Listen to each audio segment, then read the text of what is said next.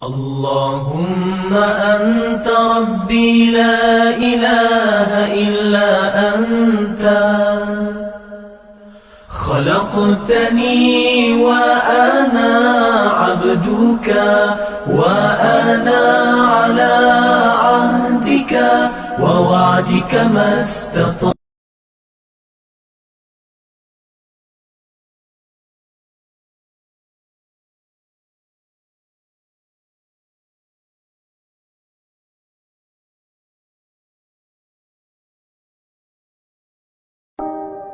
اللهم أنت ربي لا إله إلا أنت خلقتني وأنا عبدك وأنا على عهدك ووعدك ما استطعت أعوذ بك من شر ما صنعت أبوء لك بنعمتك علي وأبوء بذنبي فاغفر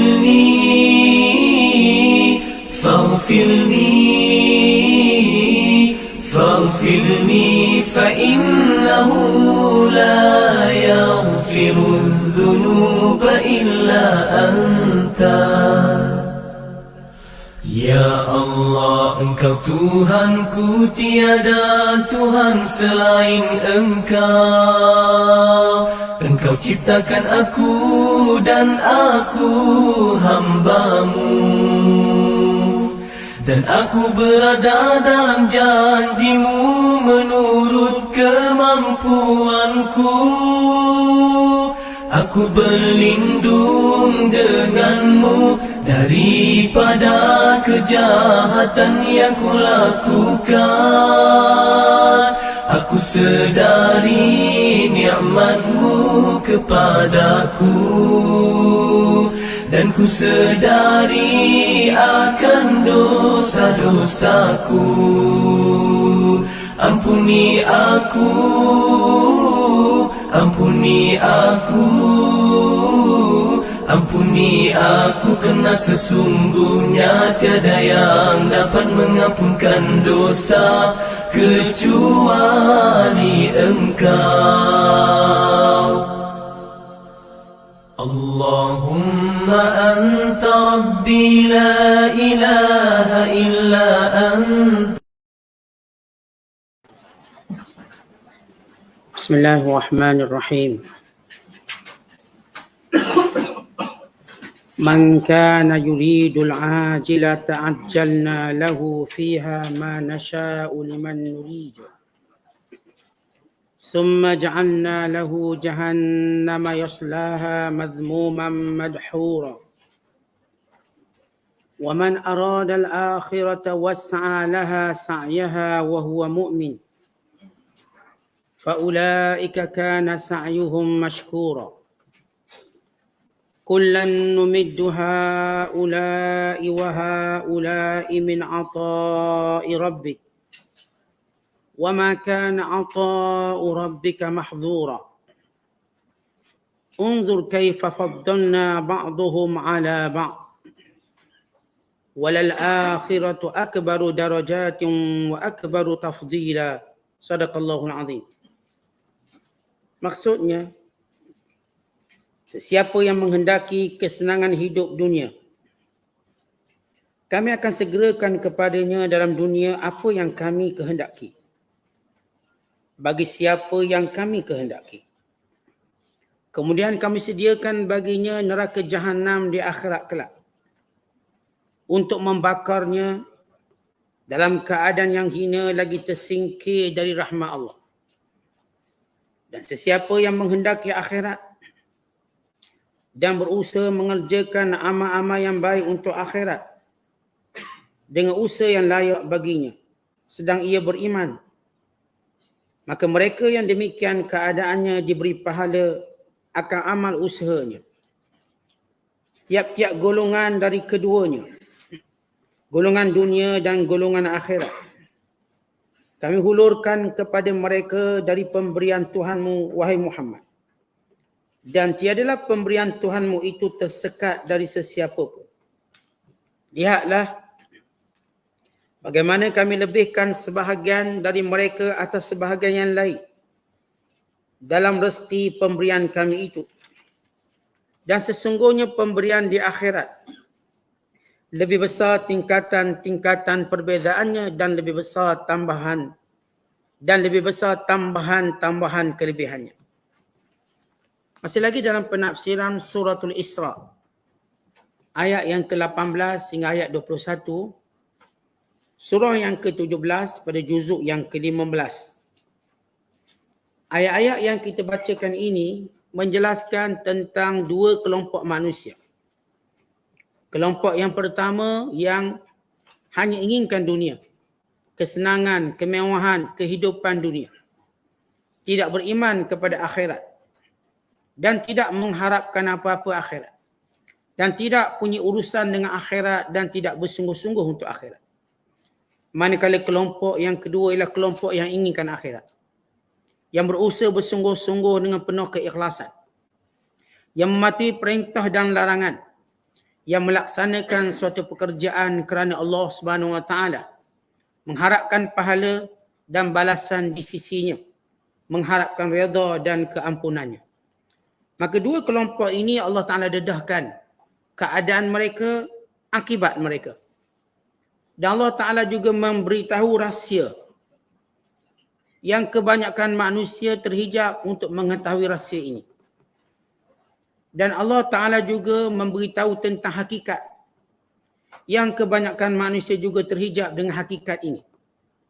Maka dalam penafsiran ayat yang ke-18 hingga 21, kita akan melihat bagaimana penjelasan dan pembongkaran Allah terhadap rahsia ciptaan dan rahsia apa yang berlaku di dunia. Kata Allah dalam firman-Nya, "Man kana yuridul ajilah." Siapa yang berkehendakkan perkara yang segera. Perkataan ajilah makna secara literalnya ialah benda-benda yang segera. Benda-benda yang instant, benda-benda yang cepat. Dengan maksud dia nak rasa hari ni, dia nak makan hari ni, dia nak minum hari ni, dia nak seronok hari ni. Dan yang dimaksudkan dengan perkataan ajilah di sini ialah dunia. Dunia semata-mata. Bila keinginannya cuma dunia, maksuran alaiha, yang fokusnya, keinginannya, kesungguhannya, mujahadahnya untuk dunia, kata Allah, ajjalna lahu fiha, kami berikan kepadanya apa yang di dunia. Ma nasya, apa yang kami kehendaki bukan apa yang dikehendaki. Liman nuri, dan pada siapa yang kami kehendaki bukan pada siapa yang mereka kehendaki. Bila Allah menjelaskan di sini kepada segala pencari dunia. Kalau kita lihat apakah munasabah hubungan ayat ini dengan ayat sebelum ini. Sebab kita katakan setiap ayat ada munasabahnya. Munasabah artinya ada kaitannya. Kalau sebelum ini Allah Ta'ala menyebut setiap manusia akan membuka buku catatannya. Setiap manusia dengan apa yang dia lakukan, dia bertanggungjawab. Akhirat dibangkitkan, maka dia akan baca buku catatannya. Iqra' kitabakal yaum. Iqra' kitabak. Kafa binafsikal yauma alaika hasiba. Bacalah kitab catatanmu hari ini. Dan cukuplah kamu sendiri menjadi saksi. Itu dalam ayat yang sebelum ini yang kita bacakan ataupun yang kita tafsirkan ketika mana Allah menemplak ataupun menyuruh semua manusia, Iqra' kitabaka Iqra' kitabaka kafa binafsikal yaum alaika hasiba. Baca buku catatan masing-masing dan cukup kamu semua menjadi saksi atas perbuatan kamu. Maka perbuatan apa yang manusia menjadi saksi atas, sama ada kecuaiannya atau keberuntungannya. Maka kecuaian yang pertama bila dia memilih hanya untuk mencari dunia.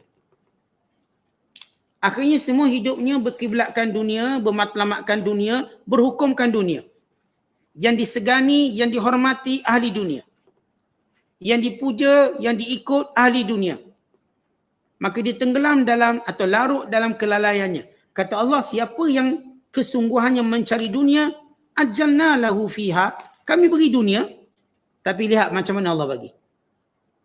Pertama, Allah tak bagi macam dia nak. Tapi Allah bagi macam yang Allah nak. Akhirnya ada orang cari dunia sampai mati, dia tak dapat apa pun. Sebab Allah tak nak bagi pada dia.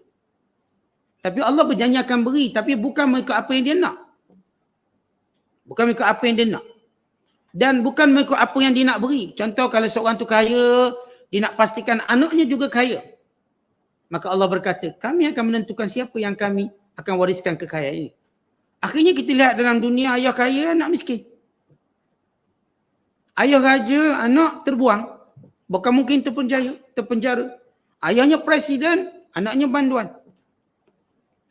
Maka ini yang Allah tunjukkan. Supaya kita mengetahui kesungguhan kita mencari dunia, ya kita akan dapat. Tapi ada dua benda yang kita kena tahu. Kalau kita nak dunia, sungguh dunia, ya kita dapat. Tapi kita tak akan dapat melainkan apa yang Allah kehendaki. Dengan makna kita tak akan dapat semua. Kita tengok ada orang bekerja siang malam nak jadi orang paling kaya di dunia. Yang kaya cuma seorang. Yang terkaya di dunia, dia tak jadi dua orang, seorang dia. Dia ni duk kerja dari muda. Daripada tadika dia kerja. Sampai sekarang. Akhirnya, dia tak dapat pun kekayaan macam dia cita-citakan. Dia kalau boleh dikata sebelum umur 30, saya nak jadi jutawan. Sebelum umur 30 tak boleh jadi lagi. Umur 35 baru boleh misalnya. Dan bila mana jutawan pula, dia kena diisytiharkan bankruptcy. Hutang dia banyak. Ada seorang hamba Allah, dia kata duit dia banyak. Dia pun buka IG. IG dia pun ramai pengikut sebab dia tunjuk duit, kereta. Rupa-rupanya dia ini telah difilekan bankruptcy. Bankrupt. Maka hakim tengok sebab dia show off dalam IG dia, maka hakim hukum dia lebih lagi. Menyamar. Dia tak boleh terima hakikat dia miskin. Dia ramai orang yang kaya secara palsu, fake. Atau ramai orang yang kita katakan cita-citanya nak dunia tak ke mana pun. Tak ke mana. Ni orang Jepun kerja kuat. Akhirnya bukan dia pula paling kaya dalam dunia. Bukan dia. Dia pun tak masuk list tu. Maka Allah beri kekayaan siapa yang Allah kehendaki. Pertama yang Allah Ta'ala sebut di sini bagi pencari dunia, pemburu dunia, kami beri apa yang kami kehendaki dan siapa yang kami tentukan. Jadi dua benda macam saya sebut tadi, kalau pun kita cari sungguh-sungguh nak dapat semua, tak semesti kita dapat semua. Satu. Yang kedua, kita nak pula wariskan kekayaan ini pada orang kita sayang, juga tidak boleh. Kerana itu apa yang Allah kehendaki. Allah yang akan wariskan pada siapa. Itu yang saya katakan berlaku. Ayahnya orang berjaya dalam bisnes, anaknya kacau. Ni orang paling kaya je Malaysia dululah. Kaya, jual motor kaya. Anaknya pecah. Dah habis. Dia punya, kita kata legasi habis. Legasi orang lain pula naik. Dan mereka cuba pastikan anak pun musnah. Allah punya syarikat EP kereta besar-besar. Dah hayat mati, anak beranak, adik-beradik berbalah. Akhir habis. Itu yang kita dengar, itu yang kita baca, itu yang kita lihat. Begitulah ketentuan Allah. Bahawa Allah nak beritahu, orang yang cari dunia ni tak untung pun. Yang siang malam duk cari dunia, siang malam bekerja keras untuk dunia, baik untung kamu kat mana? Pertama, kamu tak dapat pun apa yang kamu nak semua. Yang kedua, kamu juga tidak berkuasa untuk mewarisi kekayaan pada siapa yang kamu kehendaki. Ini Khalifah Hisham bin Abdul Malik, dia kaya. Maka waktu dia hidup, anak-anaknya kaya. Bila mana dia mati, maka jawatan khalifah diambil oleh orang lain. Akhirnya anak dia kembali menjadi miskin sehingga menjadi peminta sedekah di masjid. Ini Umar bin Abdul Aziz, dia tak nak dunia. Dia merintah, dia bukan orang politik, orang pemerintah yang cipta kekayaan bila jadi ahli politik. Sebab orang hari ini ada orang yang dia nak cari kekayaan melalui politik. Contoh orang kalau nak cari kaya dan politik, dia tak boleh cari kekayaan, dia nak curi kekayaan. Sebab politik ni tak boleh kaya. Melainkan orang memang nak jadi pencuri. Nak kaya meniaga. Bukan masuk politik. Tapi Rasulullah menyebut di antara 15 tanda kiamat, bila orang menganggap amanah itu batu loncatan untuk jadi kaya. Disebut dalam hadis Nabi SAW. Amanah dianggap ruang untuk kaya. Dualan nak jadi kaya. Akhirnya kita pun tengok hari ni, orang nak jadi ketua, duk berebut jadi ketua sebab peluang nak kaya. Kita katakan secara logik. Orang politik, dia bukan membina kekayaan, tapi dia mencuri kekayaan. Terutama ketika mana dia kaya, rakyatnya susah. Kerana orang politik sebenar ternyata orang yang mengayakan rakyatnya. Ini Umar bin Abdul Aziz. Yang mengayakan rakyatnya ketika mana berlaku krisis ekonomi, dia menaikkan gaji kepada apa yang disebut sebagai pekerja am. Dan gaji sebanyak 300 dinar. Untuk merancangkan ekonomi domestik. Maka dinaikkan gaji kelompok golongan ini. Sehingga tidak ada lagi orang miskin yang nak terima zakat. Dia dicukupkan dengan pemberian negara yang berupa gaji, imbuhan dan sebagainya. Ini Umar bin Abdul Aziz, dia tidak meninggalkan anaknya kaya. Miskin. Sehingga seorang mencadangkan, ya Amirul Mukminin, tuan ni khalifah, kalau tuan nak minta, nak pindah undang-undang, perlembagaan, diperuntukkan sedikit untuk anak, boleh. Macam kita lihat undang-undang negara kita, siapa pun jadi Perdana Menteri, bila dia pencen, dia berhak untuk dapat nilai tertentu hartanya. Berhak untuk dapat tanah, bangunan, sekian-sekian, sebagai satu sumbangan. Dipraktikkan di banyak negara. Supaya mana-mana bekas Perdana Menteri, mana-mana bekas Presiden tidak merempat. Mereka buat undang-undang, mana-mana yang pernah jadi Perdana Menteri dan Presiden, mereka beroleh beberapa imbuhan selain daripada pencen. Maka orang cadang pada Umar bin Abdul Aziz buat macam tu. Umar bin Abdul Aziz kata, saya tak akan buat macam tu. Saya tak akan berikan apa pun kekayaan pada anak saya. Kerana apa? Kalau dia soleh, Allah jaga dia. Kerana Allah berfirman, wallahu yatawallas salihin. Allah jaga orang soleh. Kalau anak saya soleh, Allah jaga. Kalau anak saya ini tidak soleh, saya tidak pernah bersebahat dalam memberi harta pada dia. Kalau kebetulan anak saya ini tak baik, katakan jahat. Saya tak berdosa sebab saya tak pernah bersebahat meninggalkan apa-apa harta pada dia. Akhirnya bila Umar bin Abdul Aziz wafat, kesemua anaknya kaya. Kerana ilmu kekayaan ini tuan-tuan sekalian, Allah yang beri mengikut apa yang Allah kehendaki dan pada siapa yang Allah kehendaki. Allah menyebut ini hakikat yang saya sebut ramai terhijab. Ada orang kata, kita cari dunia maka kita akan dapat. Ya, kamu akan dapat, tapi bukan mengikut apa yang kamu nak, apa yang Allah nak. Sebab itu tuan-tuan sekalian, kekayaan tak ada kaitan dengan agama. Kalau kita kata orang kafir kaya, tak ada. Kalau kita tengok ranking sekarang, negara-negara yang kaya, negara Islam. Daripada Qatarnya, Emiratnya, Omannya, Kuwaitnya, Bahrainnya. Hampir kebanyakan negara kaya itu negara Islam. Bukan bilioner termuda, kanak-kanak orang Islam. Bilioner termuda dengan kekayaan 3 bilion dolar USD. Waktu dia masih usia kanak-kanak, dia dah mewarisi harta sebanyak itu. Dia inherit, dia warisi daripada ayah dia. Sehingga dijadikan antara bilioner termuda terkaya di dunia, orang Islam. Yang miskin pun ramai orang kafir. Sebagaimana ada orang Islam. Yang kaya ada orang Islam, yang kaya ada orang kafir. Kaya miskin tak ada kaitan dengan agama. Tapi ini adalah sunnatullah sebagai ujian pada semua manusia. Cuma Allah nak beritahu macam ni, yang kamu duk kejar-kejar dunia, kamu tak akan dapat macam kamu nak, tapi macam kami nak. Yang kamu nak jadikan dunia ini diwarisi oleh anak-anak dan keturunan kamu, cucu cicit kamu. Maka kami akan tentukan harta kekayaan ini melimpah pada siapa. Kami akan tentukan. Memanglah kita ayah tuan-tuan bila kita dah pungut kaya, anak kita lah.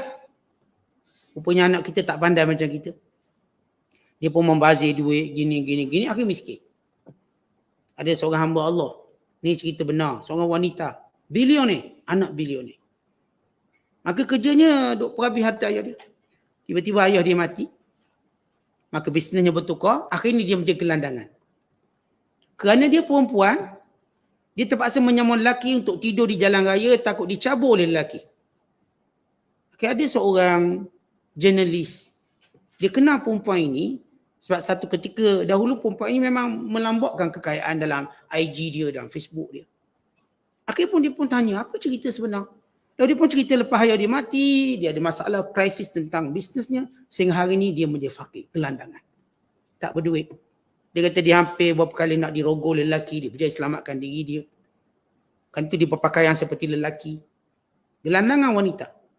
Dari asalnya bilioner, ayahnya. Bukan dia. Tetapi ini apa yang kita lihat dalam dunia supaya kita faham.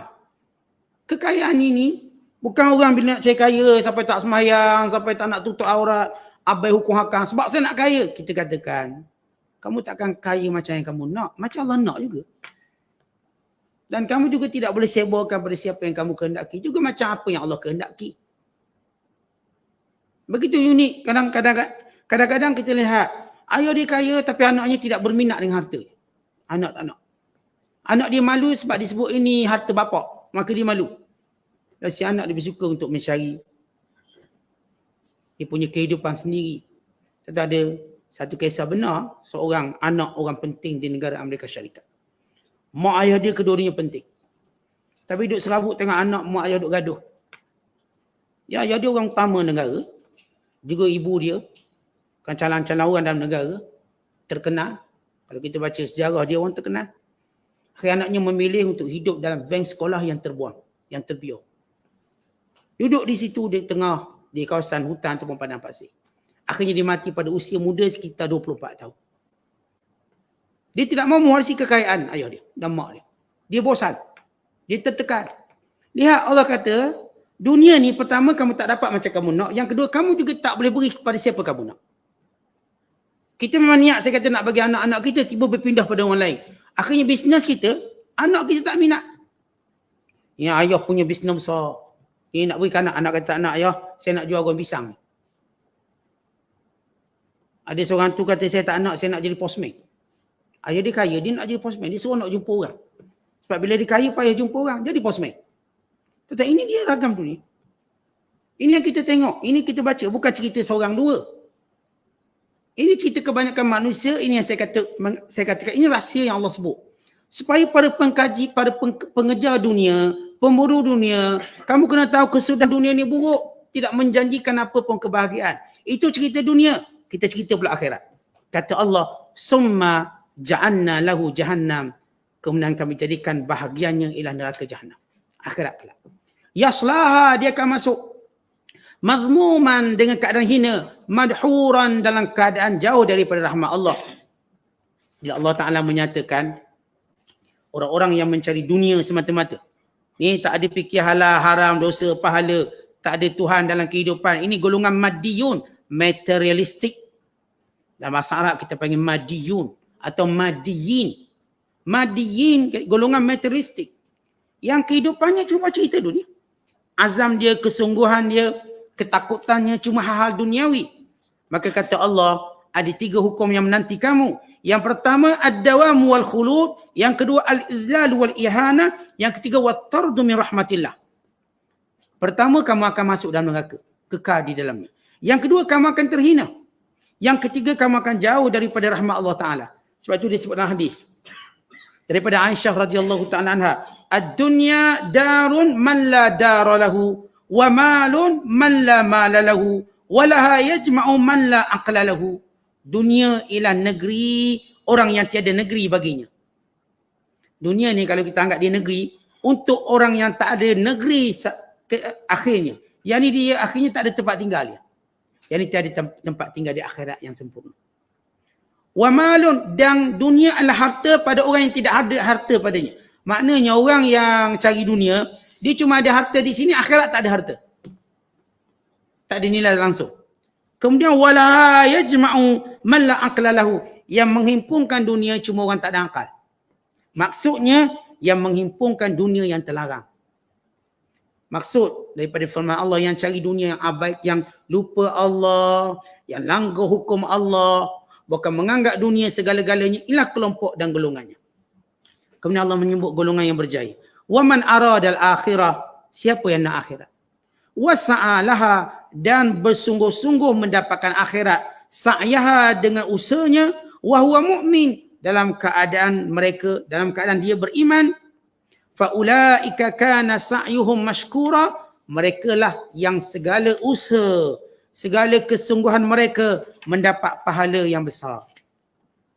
Dalam ayat ini Allah menyebut 3 syarat bagi orang yang nak dapat kebaikan akhirat.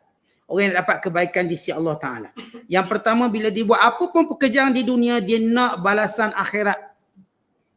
Dia nak balasan akhirat. Ini yang disebut dalam hadis. Innamal a'mal bin niyat. Kalau dia kahwin kerana akhirat. Kalau dia kerja kerana akhirat. Sebab itu dia tak pernah tinggal solat. Dia tak pernah tinggal perintah Allah Subhanahu Wa Taala. Dia tak pernah langgar yang haramnya. Sebab apa yang dia buat kerana Allah? Dia tak pernah lalai. Di sebalik kesibukan bekerja, dia ada masa beribadah, ada masa belajar, ada masa untuk dia membangunkan agama dia. Dia punya masa yang cukup. Dia sentiasa menunggu waktu-waktu biar dunia ini berhenti untuk dia melapangkan pada akhirat. Tapi oleh kerana waktu-waktu tadi tak boleh dijadikan begitu semuanya kerana komitmen. Namun dia sentiasa bercita-cita andainya dia punya kelapangan masa untuk akhirat. Untuk dia memperbanyakkan hal akhirat. Ini jenis tunggu pencing. Ini jenis tunggu bila saya nak lapang. Saya nak serah benda ni pada orang ni. Orang ni saya mula nak lebih sibuk pada akhirat. Artinya dunia tak pernah dirasa dia nak lebih daripada akhirat. Kalaupun dia dikelilingi dengan kesibukan dunia, dia sentiasa menunggu peluang bila ada ruang untuk akhirat untuk dia itu mengambilnya. Akhirnya kerana niatnya betul, Allah lapangkan di akhir usianya untuk dapat akhirat. Benar-benar dia dihentikan daripada kesibukan dunia. Akhirnya kesungguhannya untuk mendapat akhirat. Syarat yang kedua, bahawa amalan tadi mesti ikut apa yang disebut, apa yang diperintahkan, apa yang dibuat oleh Nabi sallallahu alaihi wasallam. Sebab itu bila Allah menyebut wasa'ala sa'yaha, iaitu yang berusaha dengan usaha yang sebenar, yakni yang mengikuti sunnah Nabi sallallahu alaihi wasallam. Ada orang ni dia buat ibadat juga tapi tak ikut cara Nabi. Dan dia tak ikut cara Rasulullah buat. Akhirnya dia bertakarub dengan Allah dengan cara salah. Ada yang sembah berhala, ada yang sembah pokok, sembah bintang, sembah malaikat, sembah manusia. Orang ni dia nak agama, dia nak akhirat. Tapi cara dia menyembah tadi, cara dia beribadat tadi, cara dia cari pahala tadi, tidak mengikut apa yang ditinggalkan oleh Nabi sallallahu alaihi wasallam. Maka dia gagal juga. Syarat yang ketiga, bahawa amalannya ini mesti pada dengan asas keimanan pada Allah. Kalau orang tu tak beriman pada Allah, walau dia buat amal soleh, maka tak diterima. Sebab itu kata ulama, man lam yakum ma'ahu thalas, lam yanfa'hu amaluh. Siapa yang tidak ada tiga perkara, maka tiada manfaat segala amalannya. Pertama, imanun sabitun, iman yang kukuh. Yang kedua, niyatun sadiqatun, niat yang ikhlas. Yang ketiga, amalun musib, amalan yang bertepatan dengan sunnah Nabi SAW. Kemudian ulama ni membaca ayat ini, waman aradal akhirah wa sa'alaha sa'yaha wa huwa mu'min fa ulaika kana sa'yuhum mashkura. Maka inilah dia orang-orang yang soleh. Yang bila mana dia cari akhirat, maka Allah tak pernah kurangkan bahagian dunianya.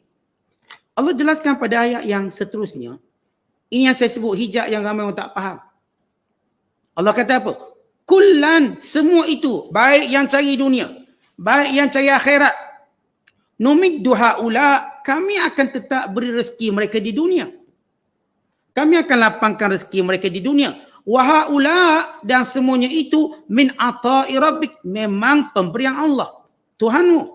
Wa ma kana ata'u rabbika mahdzura, pemberian Allah tidak pernah terhalang pada mana-mana makhluk. Tentu Allah janji bahawa semua hamba Allah akan dapat makhluk walau ulat dalam batu. Semua hamba Allah akan dapat rezeki, semua makhluk Allah akan dapat rezeki walau ulat dalam batu. Akhir kita tengok macam ni. Tuan-tuan tengok. Bagaimana Allah hantar rezeki, akhirnya Allah ni gerakkan hati kita duk hantar makanan rumah orang, hantar beras rumah orang, hantar duit rumah orang. Kadang dia tak minta pun, kita ingin hantar. Kenapa? Allah jamin rezeki. Tak ada orang atas dunia ni yang tak dapat rezeki. Dia dapat. Cerita banyak atau sikit itu hal lain. Tapi dia dapat. Kata Allah, wa makana ata'u rabbika mahdzura.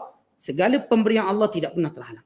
Allah bagi kepada semua makhluk. Sebab itu, kalau kita dengar je orang tulis dalam Facebook, saya tak makan 2 hari, berebut orang teman-teman.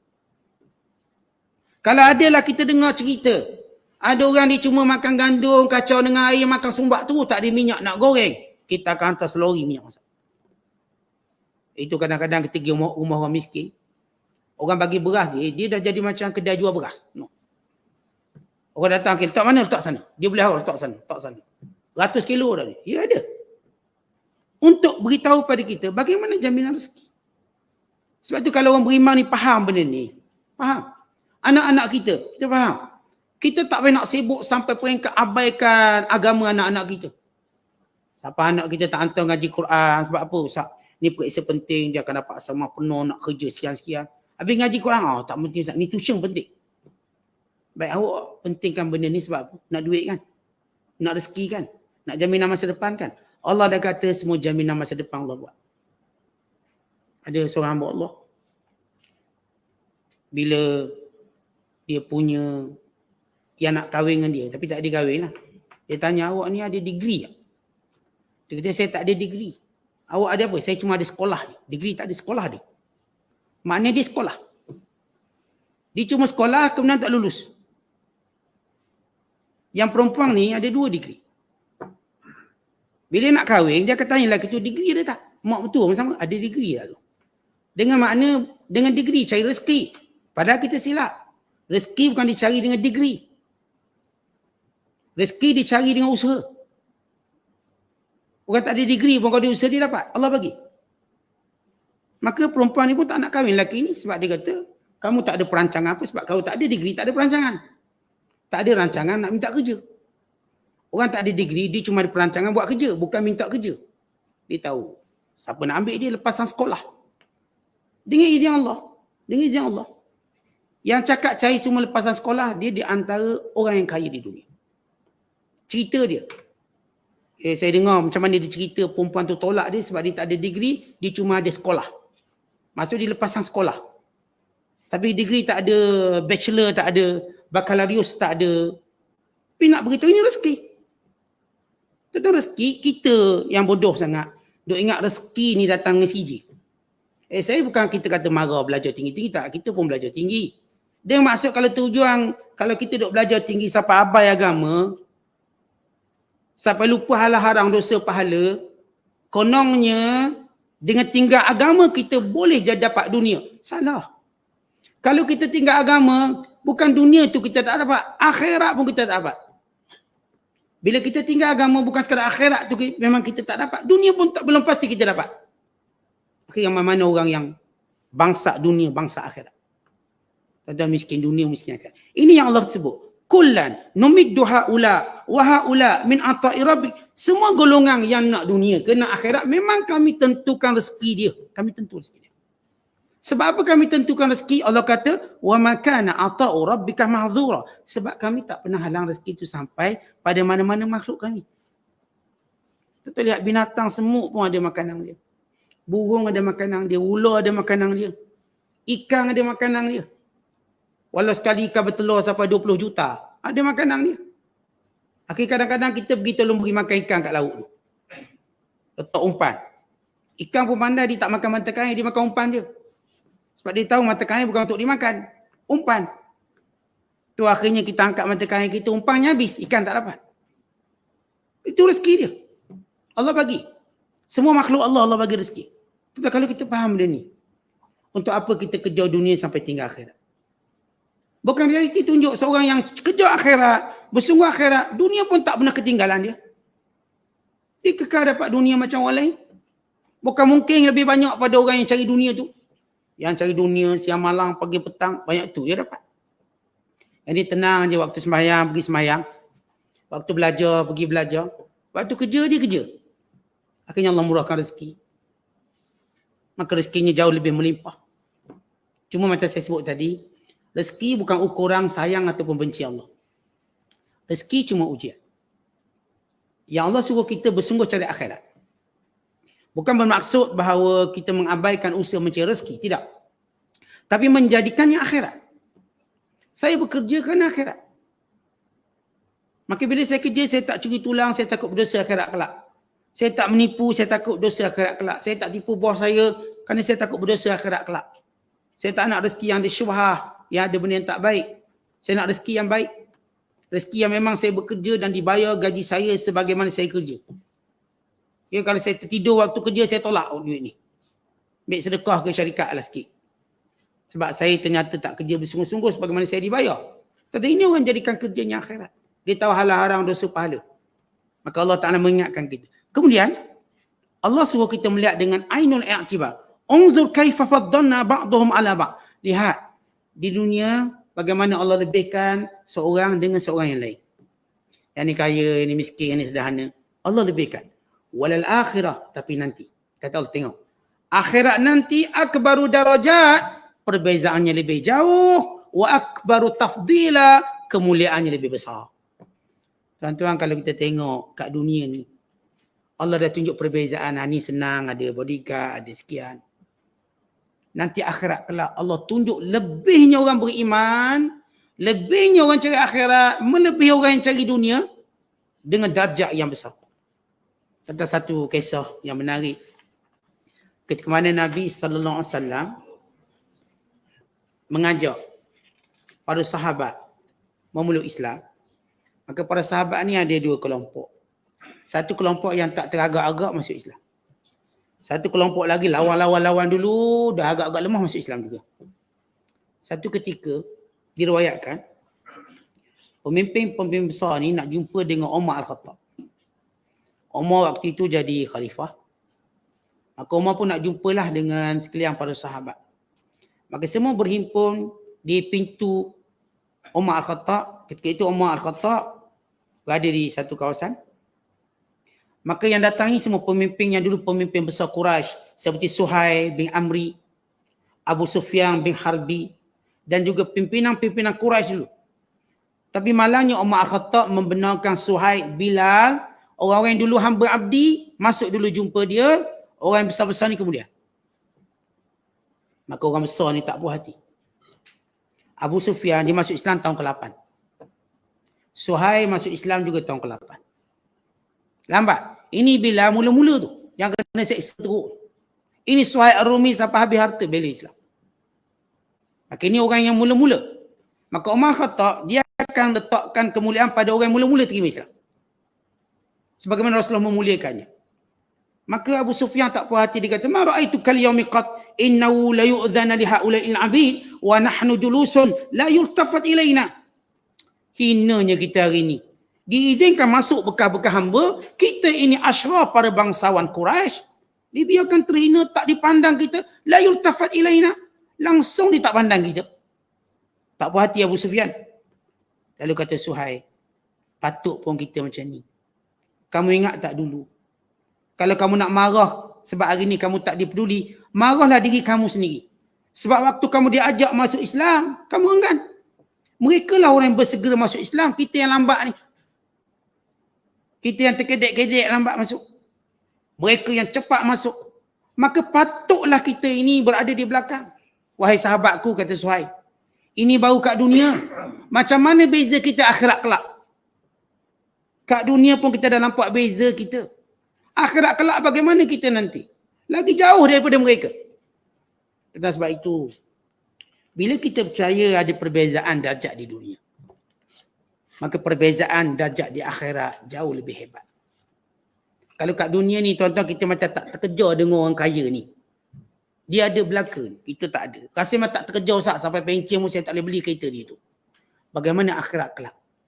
Tidak terkejar orang-orang yang imannya lemah atau tak ada iman dengan orang yang benar-benar beriman dan mencari akhirat. Tak terkejar darjat. Bukan setiap darjat disebut dalam hadis Nabi sallallahu alaihi wasallam.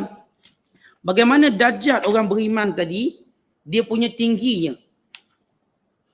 Kata Nabi sallallahu alaihi wasallam, syurga ni ada 100 darjat. Yang masuk syurga ni tak sama, ada 100 darjat. Antara 1 darjat itu antara langit dan bumi. Langit dengan bumi, 1 darjat. Bayangkan 100 darjat.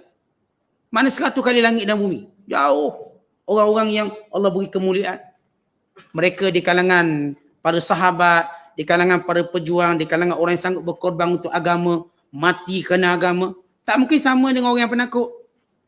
Orang yang habis duit kerana agama, habis masa dia untuk kuatkan agama. Tak mungkin sama dengan orang habis masa dengan bermain-main, berfoya-foya, bersenda gurau. Tak mungkin sama.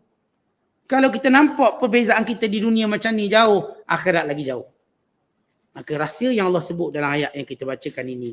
Yang pertama Allah nak beritahu, kalau kamu cuma cari dunia, kamu rugi. Tak dunia kamu dapat macam kamu nak, tidak boleh juga kamu warisi pada siapa yang kamu sayang. Akhirat kelak kamu akan kecewa. Tetapi kalau kamu sungguh-sungguh cari akhirat, kamu beruntung. Dengan nikmat yang Allah nak berikan pada kamu, pahala, darjat dan sebagainya. Dan Allah menyatakan, semua orang Allah akan bagi rezeki. Semua. Allah tak akan menghalang rezeki sampai walaupun orang tu jahat. Duk semua berhala pagi petang Allah bagi rezeki. Kerana ini sunnatullah. Ini sifat rahmat Allah pada semua.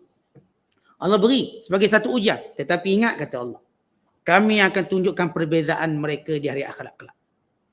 Di dunia, Allah tak akan tunjuk perbezaan antara orang beriman dan orang kafir. Baik, kalau kita nak beza kat mana? Beza orang beriman dan orang kafir dari sudut keduniaan. Lalu kita kata, oh, kafir kaya Ustaz, orang beriman miskin. Bukan, itu bukan perbezaan. Sebab ada orang beriman kaya dan orang kafir miskin. Orang kafir cerdik-cerdik Ustaz. Orang Islam tak cerdik. Kita kata pun bukan. Kerana ada orang Islam cerdik-cerdik, orang kafir tak cerdik. Jadi benda tu bukanlah satu bentuk perbezaan sebenarnya. Ia ujian.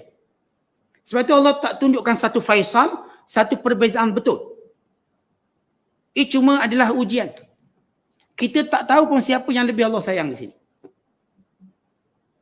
Tapi nanti datang akhirat, maka Allah akan tunjuk siapa yang benar Allah sayang dan redha. Orang yang ada iman, yang beramal soleh, yang buat kerana Allah, maka lihat perbezaannya. Antara satu perbezaannya antara langit dan bumi. Maka tuan-tuan lihat sendiri, muhasabah sendiri. Kita duk kerja dunia selama ni dengan lupakan akhirat. Dapat banyak mana? Yang kerja sampai ke pencing, tanya dia, awak dapat banyak mana? Tuan-tuan dah dapat banyak, kita pun tinggalkan dia lepas tu. Memang Ustaz dah dapat banyak, KDSP dapat 3-4 juta ni. Sekian-sekian, lepas tu mati, tinggal. Jadi dapat banyak ke dunia? Tak dapat banyak. Dah jadi bilioner pun kita. Lepas tu mati, tinggal. Maknanya tak dapat banyak. Tak dapat macam kita nak. Maka kenapa kita tak cari akhirat? Cari akhirat pertama, saya katakan, insya-Allah kita akan dapat akhirat. Yang kedua, Allah tak pernah rugikan dunia kita. Ada bahagian kita. Bukan Allah Ta'ala jadikan tuan-tuan dengan sifat qanaah yang kita ada. Walau nampak rezeki sikit, rasa cukup. Rasa rehat. Rasa tenang. Tenang. Dan kadang kita dapat rezeki, katakan rezeki tadi sikit, kita dapat tenang. Allah berikan kita kegembiraan. Nikmat tadi ada kemanisan dia. Nikmat tadi ada dia punya halawah. Ada keunikannya. Maka inilah perbezaan orang mencari akhirat. Jadi ukur balik diri kita. Apakah dunia kita cari, maka kita rugi. Atau akhirat kita cari, kita takkan rugi apa-apa. Baik dunia, apatah lagi akhirat. Ingat darjat akhirat jauh lebih tinggi daripada darjat dunia yang kita cuba buru. Kalau kita cuba memburu darjat dunia, kita tak pergi jauh pun daripada orang sebenarnya. Paling kurang pun kita dapat datuk, dia tak dapat datuk. Setakat tu je lah. Jauhnya kat situ sikit je, mungkin. Tetapi yang sebenar-benar, yang menjadi perbezaan kita nanti akhirat kelak. Maka menyesallah orang-orang yang tidak mencari akhirat. Dan dilihat bagaimana dunia telah hilang daripada pegangan dan tangannya. Barulah dia tahu dunia cuma ujian, bukannya perbezaan. Wallahu a'lam bishawab. Assalamualaikum warahmatullahi wabarakatuh.